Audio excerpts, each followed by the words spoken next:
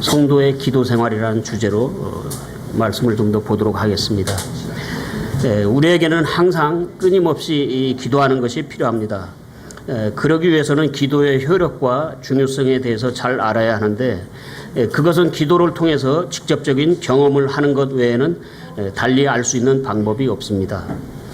당장 능력이 나타나지 않는 것처럼 보인다고 해서 또는 응답이 없거나 구하는 바를 얻지 못했다고 해서 기도의 효능이 없는 것은 아닙니다. 거절을 당하더라도 우리의 기도에는 유익이 있습니다.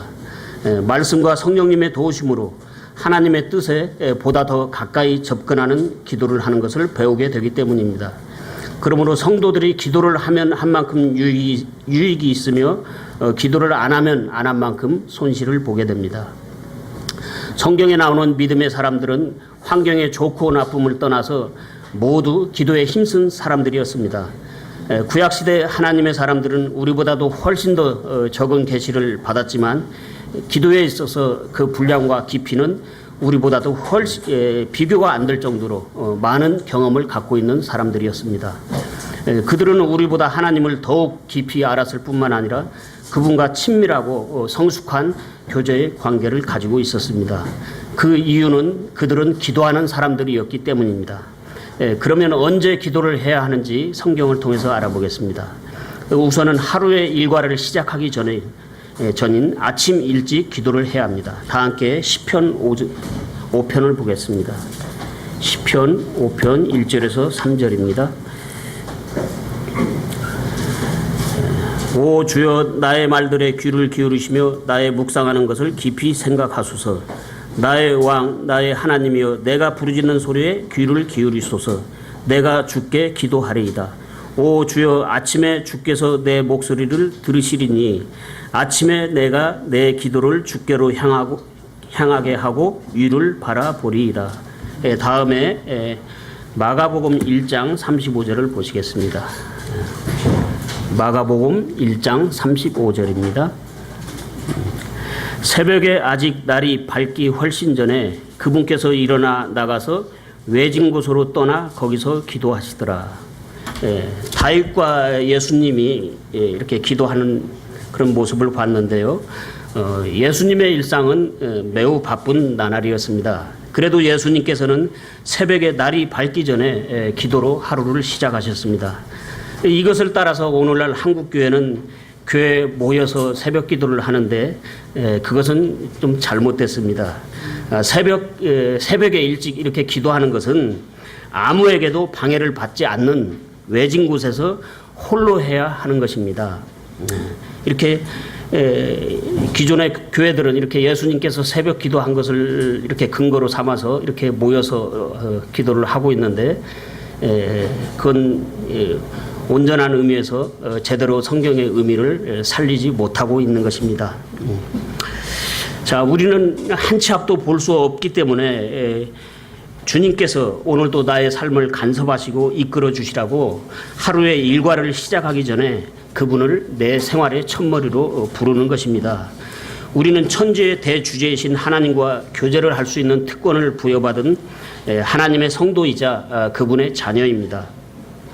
예레미야 33장 3절 말씀을 보면 나를 부르라, 그리하면 내가 내게 응답하고 네가 알지 못하는 크고 능력 있는 일들을 내게 보이리라고 저와 여러분이 힘써서 기도할 것을 촉구하고 있습니다.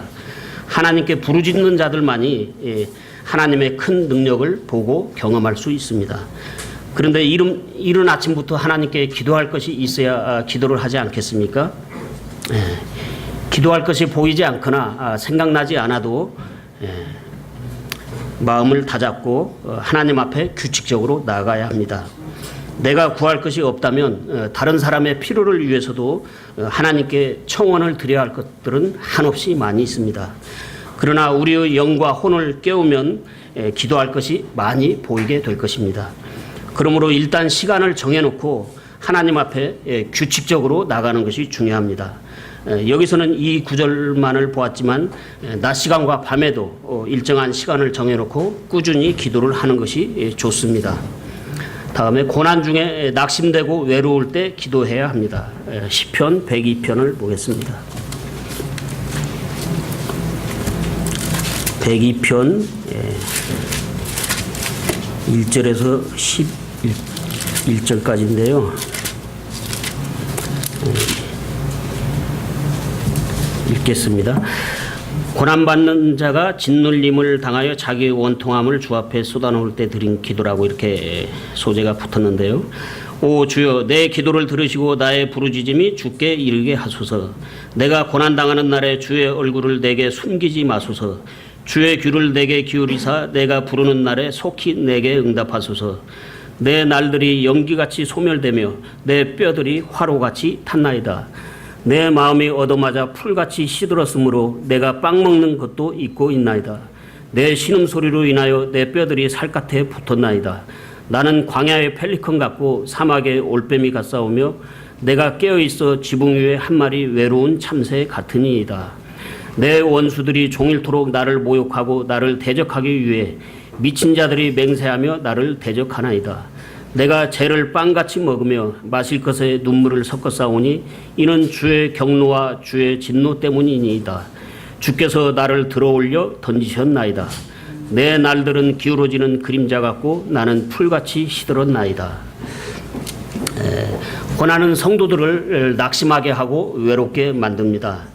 그래서 어떤 성도들은 고난을 만나게 되면 기도를 하지 않을 뿐만 아니라 아예 교회조차 나오지 않는 분들이 있는데 마치 젖을 빨 힘도 없는 그런 측은한 아기와도 같은 연약하고 무기력한 성도들입니다. 여러분, 아무리 힘들어도 젖을 빨아야 살지 않겠습니까? 성도들이 겪게 되는 고난이야말로 참으로 정말 기도가 무엇인지를 배울 수 있는 최고의 좋은 시간입니다. 인생의 마음에는 참으로 미련한 것들이 많이 얽혀 있는데 고난은 우리를 사람다운 사람으로 만들어주기 때문입니다. 고난은 성도들에게 살아있는 기도를 가르쳐줍니다. 예수님께서 사랑하시는 성도 여러분, 지금 시편을 읽었는데 다윗의 이 처절한 기도 소리를 한번 들어보시기 바랍니다. 그는 하나님께 부르짖으며 자기의 형편과 심정을 구구절절히 하나님께 아뢰고 있습니다. 여러분의 마음에 다가오는 구절은 없습니까? 다윗이 언제 고난을 당했을 때인지는 잘 모르겠지만 이 7절 말씀은 어쩌면 이렇게 제 마음에도 깊이 다가오는지 모릅니다. 때로 하나님께서는 오직 하나님만을 바라보고 기도하도록 하기 위하여 우리 주변의 모든 상황들을 정리하시고 의지할 사람마저 없게 하심으로 외로움과 고독의 심연으로 우리를 깊이 몰아넣으실 때가 있습니다. 이때 우리의 영과 혼은 말할 수 없이 괴롭고 힘들고 슬프지만 그러한 고통과 두려움을 통해서 우리는 기도에 깊고 내밀한 속으로 들어가는 것을 배우게 됩니다.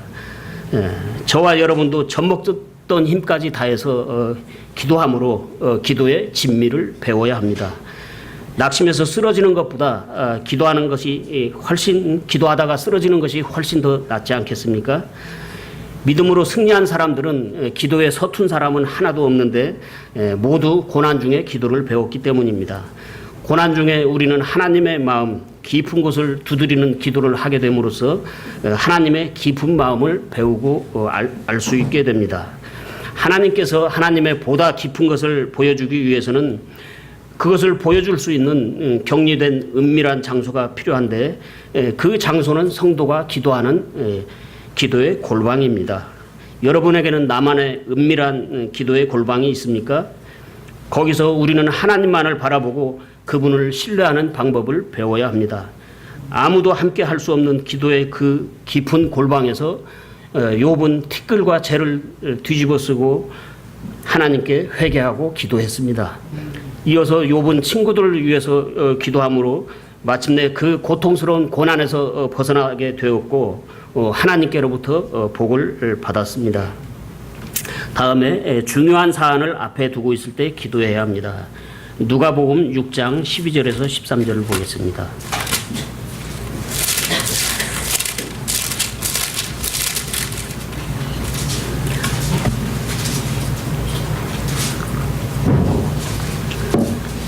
그 무렵에 그분께서 기도하러 산으로 들어가사 밤새도록 하나님께 기도하시니라.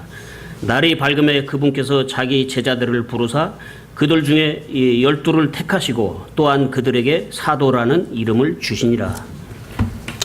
예수님께서는 종종 제자들과 떨어져서 혼자 기도하는 시간을 가지셨는데 이 구절은 이미 개별적으로 부르셨던 12 제자들을 이제 사도로 택하시기 위해서 그 전에 밤을 새워서 기도하셨다고 말씀하고 있습니다. 예수님께서는 이런 중요한 일을 결코 홀로 결정하지 않으셨습니다. 이것은 예수님의 사역에 있어서 기공식과 같은 것이라고 볼 수 있는데요.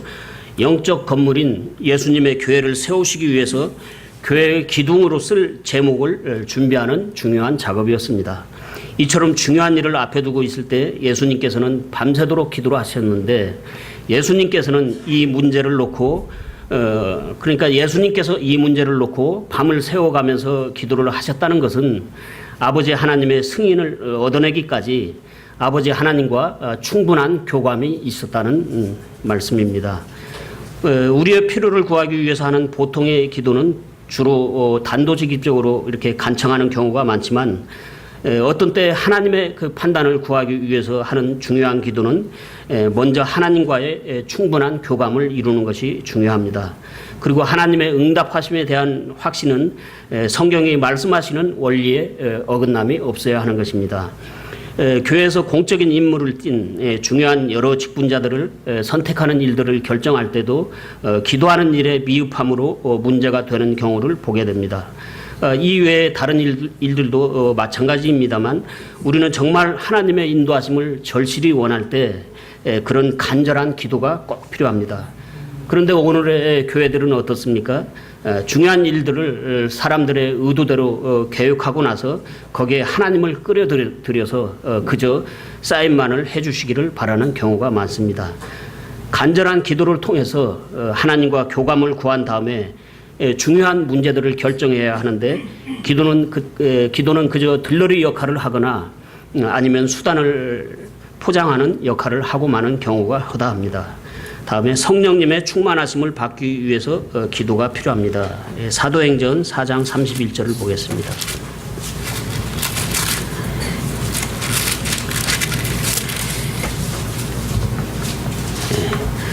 그들이 기도하기를 마침에 그들이 함께 모인 곳이 흔들리더니 그들이 다 성령님으로 충만하여 담대히 하나님의 말씀을 말하니라. 하나님의 모든 일은 성령님의 역사에 의해서 진행되어야 합니다. 하나님께서 하늘과 땅을 창조하실 때에도 성령님께서는 현장에서 일하셨습니다. 그래서 교회의 초기 활동인 사도행전을 보면 성령님의 일하시는 것이 눈부시게 이렇게 나타나고 있는데 지금 이 시대의 성령님은 기록된 성경 말씀을 온전한 하나님의 말씀으로 믿는 성도 안에서 기록된 말씀의 권능으로 일을 하십니다.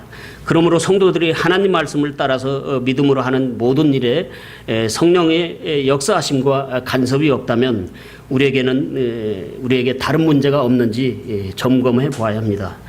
겸손하신 성령님을 우리의 중심에 모심으로 그분께서 모든 일을 이끌어 주시도록 우리 자신을 철저히 양도해야 합니다. 성령님께서는 하나님 말씀을 통해서 하나님의 일을 하시기 때문에 우리 육신의 옛 성품인 자아를 앞세워서 하나님의 일을 하면 실패합니다. 대개의 경우 많은 성도들이 자신의 재능으로 주를 위하여 무엇을 해보겠노라고 덤벼들었다가 오래가지 못해서 곧 실패를 경험하게 되는데 그것은 나의 자아가 주님을 위해서 일을 하려고 했기 때문입니다. 40세 때 모세도 자신의 능력으로 해보겠다고 나섰다가 시행착오를 겪었습니다. 그러나 두려워할 필요는 없습니다. 누구나 다 시행착오를 겪을 수 있기 때문입니다. 내 재능으로 내가 주님을 위해서 내가 주체가 되어서 무엇을 하는 것이 아니라 먼저 하나님께 나를 온전히 내어드림으로써 성령님께 사로잡힌 바가 되어 성령님께서 나를 통해서 일하시도록 하는 것을 배워야 하는데 그것을 배우는 것이 그렇게 쉽지는 않지만 그래도 그러한 원리 안에서 주님을 섬겨야 하나님께서 받으십니다. 그러기 위해서는 뜨겁고 간절한 기도로 성령 충만함을 받아야 합니다. 우리는 기도를 통해서 성령 충만함을 받을 수 있다고 예수님께서 말씀하셨습니다. 다음에 기도의 장애물은 무엇인가? 아무리 기도해도 응답이 없을 때는 하나님과 나 사이에 장애물이 없는가 살펴봐야 합니다. 그래서 이 시간에는 전시관과 중복되는 비슷한 부분이 혹시 나오더라도 전시관과 똑같이 말씀을 드리지는 않겠습니다. 죄와 불법은 기도의 가장 큰 장애물입니다. 이 부분에 대해서는 전 시간에도 다른 구절을 통해서 살펴보았는데요. 중요한 문제이기 때문에 다른 구절의 말씀으로 좀 더 생각을 해보겠습니다. 이사야서 59장 1절에서 3절을 보겠습니다. 1절에서 3절입니다. 보라, 주의 손이 짧아져서 구원하지 못하는 것도 아니요 그분의 귀가 둔하여서 듣지 못하는 것도 아니라 오직 너의 불법들이 너희와 너희 하나님 사이를 갈라놓았고 너희 죄들이 그분의 얼굴을 너희에게 숨겼으므로 그분께서 듣지 아니하시리라. 이는 너희 손이 피로 너희 손가락이 불법으로 더러워졌기 때문이며 너희 입술이 거짓을 말하고 너희 혀가 사악한 것을 말하였기 때문이니라. 대개 우리는 자기 그 허물과 수치를 잘 모르는 경우가 많습니다. 그래서 예수님께서는 형제의 눈 속에 있는 티를 빼라고 하기 전에 먼저 내 눈 속에 들보를 빼라고 말씀하신 것이 아니겠습니까? 이것은 기도할 때도 마찬가지입니다.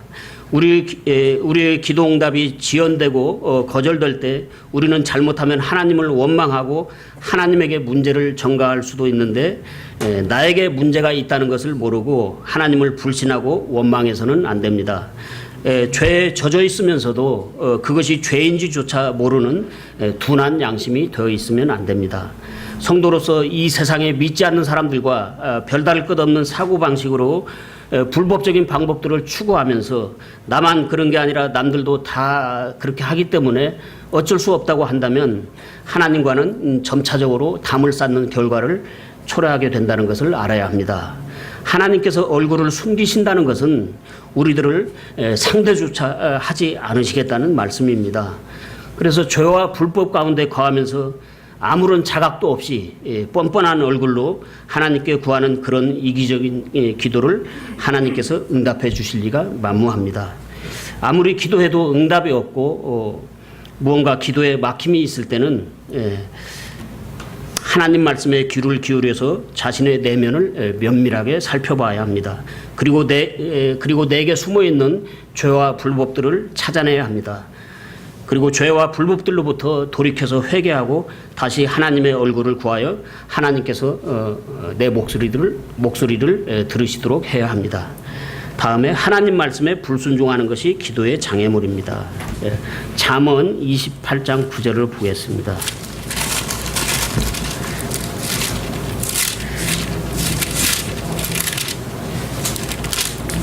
잠언 28장 9절입니다. 사람이 자기 귀를 돌려 율법을 듣지 아니하면 그의 기도조차 가증한 것이 되리로다.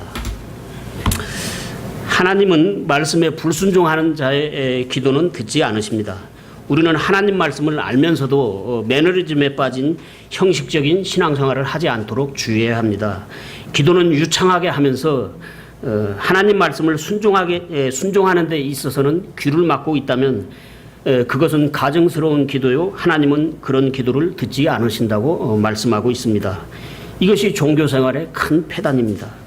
구원을 받은 성도라고 할지라도 종교인들의 잘못된 그런 패턴을 따라갈 수가 있습니다. 지식적으로는 알지만 생활에 있어서 하나님 말씀에 순종하지 않으므로 어느 사이엔가 나도 모르게 무감각한 마음이 되어서 말씀을 가볍게 여기면서 그것조차 모르고 있다면 그것이 기도의 큰 장애물이 되는 것입니다. 바리새인들이 그랬던 것처럼 기도도 지식적으로만 할 수 있다는 것에 대해서 우리는 주의해야 합니다. 생각해 보시기 바랍니다. 우리가 하나님 말씀을 듣고서 귓등으로 흘려버리고 실제적으로는 듣지 않는다면 꼬박꼬박 기도한다고 해서 하나님께서 우리 말을 들어주시겠습니까? 하나님과 우리는 그런 겉도는 관계가 되어서는 안 됩니다. 기도의 응답을 받기 위해서는 우리가 하나님과 실제적인 관계에 있어야 하는데 그러기 위해서는 하나님 말씀에 대한 우리의 믿음을 보여야 하는 것입니다. 말씀에 믿음을 화합함으로써 우리의 순종을 보여야 하는데 하나님 말씀에 순종하지 않는다는 것은 결국 하나님에 대한 믿음이 없다는 문제이기 때문에 성경은 글자로만 존재하는 죽은 말씀이요 마음에서 멀어진 하나님은 지식적으로만 존재하는 하나님이 되고 마는 것입니다. 따라서 우리는 하나님 말씀에 주의하여 두렵고 떨리는 마음으로 순종하는 자세와 태도를 갖기에 항상 힘써야 합니다.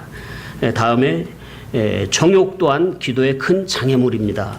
야고보서 4장 3절을 보시겠습니다.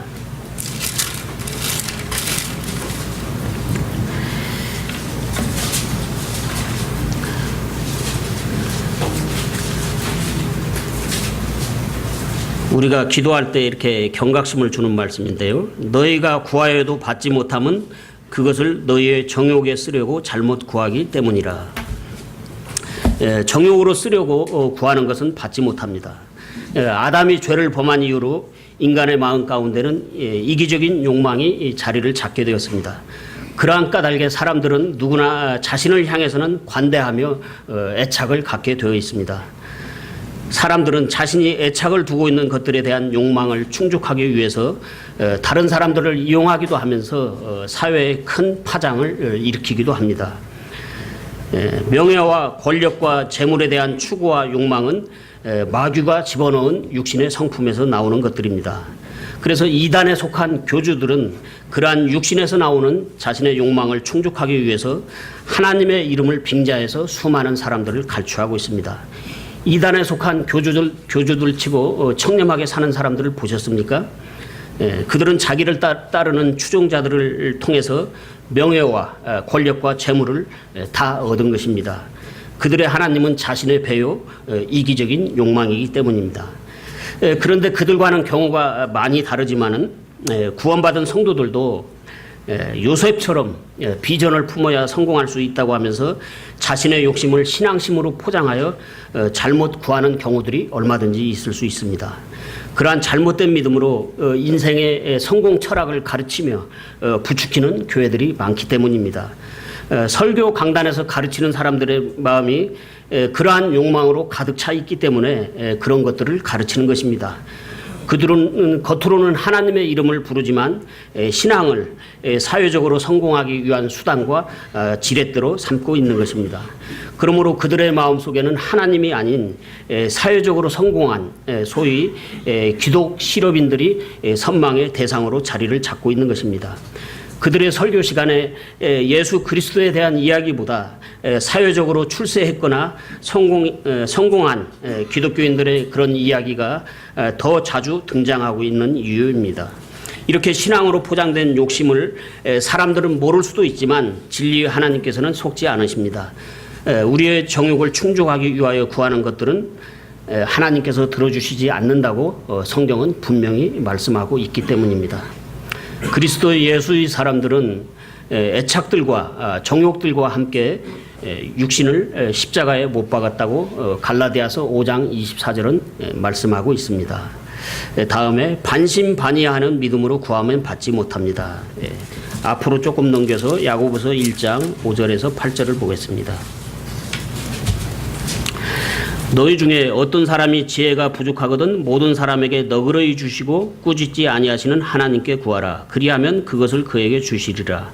그러나 그는 믿음으로 구하고 조금도 흔들리지 말지니라. 흔들리는 자는 마치 바람에 밀려 요동하는 바닷물결 같나니 그 사람은 자기가 무엇을 주께 받을 줄로 생각하지 말라. 두 마음을 품은 사람은 자기의 모든 길에서 안정이 없느니라. 위에서 육체의 정욕을 따라서 잘못 구하는 것을 보았는데요. 야고보는 정욕을 따라서 구하는 것에 대해서 책망을 했습니다. 그러나 여기 1장 말씀에서는 지혜를 구하는 것에 대해서는 오히려 권장을 하고 있습니다. 잠언 8장을 보면 지혜가 의인화되어 있는데 그것은 물론 예수 그리스도를 가리키고 있는 것이죠. 그런데 여기 야고보서 말씀의 지혜는 우리들이 일상에서 사용하는 의미로서의 지혜를 말하는 것입니다. 우리는 익숙하지 않은 일이나 상황을 만나면 그것을 대처하는 데 미숙함으로 곤란한 일을 겪을 수 있기 때문에 이 세상을 살아가기 위해서는 많은 지혜가 필요합니다. 특히 성도들은 하나님 말씀 안에서 룰을 지키며 살아가야 하기 때문에 더욱 지혜가 필요합니다. 성도들은 건전한 지식을 활용해서 슬기롭게 대처하는 능력과 재치를 기를 필요가 있는데 야고보는 바로 그 지혜를 하나님께 구하라고 말씀하고 있습니다. 하나님께 지혜를 구하면 너그러이 주시고 꾸짖지 아니하시고 주신다는 말씀인데 추호도 의심치 않고 전폭적으로 하나님만을 신뢰하는 믿음으로 구해야 주신다는 말씀입니다. 신앙생활을 하는 데 있어서 양다리를 걸치면 절대 실패합니다. 우리는 이 말씀의 원리를 이렇게 우리 기도에 이렇게 적용을 해본다면은 우리는 하나님께 기도를 하면서도 어떤 때 과연 하나님께서 이 기도를 들어주실까 하고 하나님을 신뢰하지 못하는 가운데서 믿음 없는 기도를 할 때가 많기 때문에 야고보서는 이러한 경계의 말씀을 하고 있는 것입니다. 여러분은 어떻습니까? 기도의 능력을 믿기는 믿는데 하나님을 믿기는 믿는데 믿음 반 의심 반으로 기도를 하신 적은 없습니까? 기도의 절대 방해물인 이 의심이라는 손님은 내가 초대하지도 않았는데 어느 사이에 기도하는 자리 앞에 먼저 와 있을 때가 많습니다. 기도를 하면서도 만약에 이 기도가 응답되지 않으면 어떻게 하지 하고 다른 생각을 궁리하면서 구한다면 그것은 두 마음을 품은 자요 그러한 마음으로 구하는 자는 하나님께 받을 것을 기대하지 말라는 단호한 말씀입니다. 그런 마음으로 기도하면 그 기도는 아예 하나님께 상달조차 되지 않기 때문입니다. 기도할 때는 우리의 영과 혼과 몸이 일체가 되도록 집중을 해서 단일한 마음으로 기도해야 의심 없이 그렇게 우리 구하는 바를 하나님께 아뢰어야 합니다. 저와 여러분이 잘못하면 믿음이 없이 기도하는 오류에 빠질 수 있기 때문에 하나님 앞에 나갈 때는 늘 주의하여 믿음으로 나가야 합니다. 믿음이라는 것은 하나님께서 말씀하신 그대로 될 것이라고 그분의 인격을 전폭적으로 신뢰하는 것을 말하는 것입니다. 사도행전 27장 25절을 보겠습니다. 사도행전 27장 25절입니다.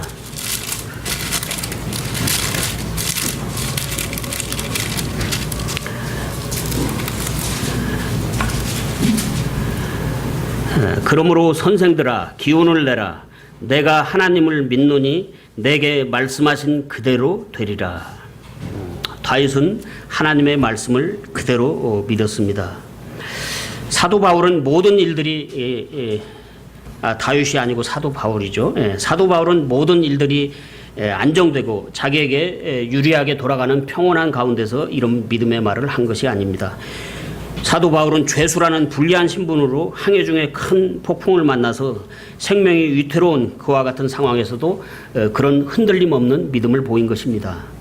무리를 걷다가 바람과 파도를 보고 놀라서 물에 빠진 베드로의 믿음과 비교가 되지 않습니까? 아마도 저를 포함하여 많은 성도님들이 인생의 풍랑을 만나게 된다면 우리가 평온한 가운데 있을 때 도마 위에 올려놓고 이야기하기 좋아하던 그때 곤두박질한 베드로의 믿음처럼 우리도 연약한 모습을 보일 것입니다. 예수님께서 사랑하시는 성도 여러분, 인생의 고난과 어려운 가운데 있습니까? 저와 여러분에게도 바울과 같이 하나님만을 전폭적으로 신뢰함으로 하나님의 말씀을 그대로 믿는 믿음이 필요합니다. 의심은 기도의 큰 장애물입니다. 하나님을 절대적으로 신뢰함으로 단일한 마음으로 기도를 해서 응답을 받는 저와 여러분이 되어야 합니다. 다음에 기도의 응답에 대해서 보겠는데요. 하나님은 우리의 구하는 바를 그대로 정확히 주십니다. 누가복음 11장을 보겠습니다.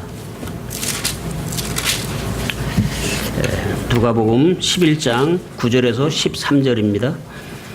내가 또 너희에게 이르노니 구하라 그러면 너희에게 주실 것이요 찾으라 그러면 너희가 찾을 것이요 두드리라 그러면 너희에게 열릴 것이니 구하는 자마다 받고 찾는 자는 찾으며 두드리는 자에게 열릴 것이니라. 너희 중에 누가 아들이 빵을 구하면 아버지가 되어 그에게 돌을 주겠느냐? 혹은 그가 생선을 구하면 그에게 생선 대신 뱀을 주겠느냐? 혹은 그가 알을 구하면 그에게 정갈을 주겠느냐? 그런즉 너희가 악할지라도 너희 자녀들에게 좋은 선물들을 줄 알거든 하물며 하늘에 계신 너희 아버지께서 자기에게 구하는 자들에게 성령을 얼마나 더 많이 주시겠느냐 하시니라. 이 시간에는 일단은 이 말씀의 의미를 넓히지 않고 그냥 기록된 그대로만 생각해 보겠습니다. 하나님께서는 우리의 필요를 아십니다. 우리는 흙으로 만들어진 존재이기 때문에 우리의 육체는 이 땅에서 나는 것들이 있어야지만 살 수 있습니다. 그러한 까닭에 우리는 육에 필요한 것들에는 다급하고 민감할 수밖에 없으므로 주로 육체를 위한 필요를 많이 구하게 되는데요. 이 땅 위에서 사는 동안은 반드시 그런 것들이 우리에게 있어야 하기 때문입니다. 여기 이 말씀에서도 구하고 찾고 두드리는 것이 일단은 육체의 필요를 위한 것들로 이렇게 좁혀져 있지 않습니까?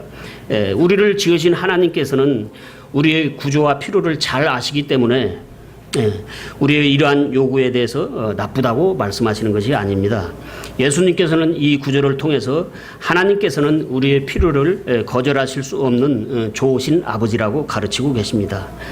사람이 무엇을 심든지 심은 대로 거두는 법칙을 창조하신 우리 하나님은 정확하신 분입니다. 자녀가 빵을 구하면 기본적으로 빵을 주시고 생선을 구하면 기본적으로 생선을 주시고 알을 달라면 그러니까 달걀을 달라면 기본적으로 달걀을 주시는 분이십니다. 그러므로 구하는 대로 받지 못할 때는 전반적인 검토를 시작해야 합니다. 하나님 말씀과 성령의 인도하심으로 왜 기도가 거부되고 응답되지 않고 있는지를 발견해야 합니다. 대개 우리에게 그 이유가 있을 것입니다. 성도 여러분, 땅에 있는 악한 아비라도 자기 자녀들에게 좋은 것을 주고자 하는 마음을 가지고 있는 것이 인지상정인데 하물며 하늘에 계신 선하신 하나님이시겠습니까? 땅에 있는 아버지들에게 그런 부성애를 누가 주었습니까? 하늘에 계신 하나님께서 주셨습니다. 부성의 원천이 우리 아버지 하나님께로부터 나왔으므로 우리가 기도하면 하나님께서는 결단코 우리를 실망시키지 않으신다는 것이 예수님께서 이 말씀을 통해서 저와 여러분에게 가르쳐 주시고자 하는 요점입니다.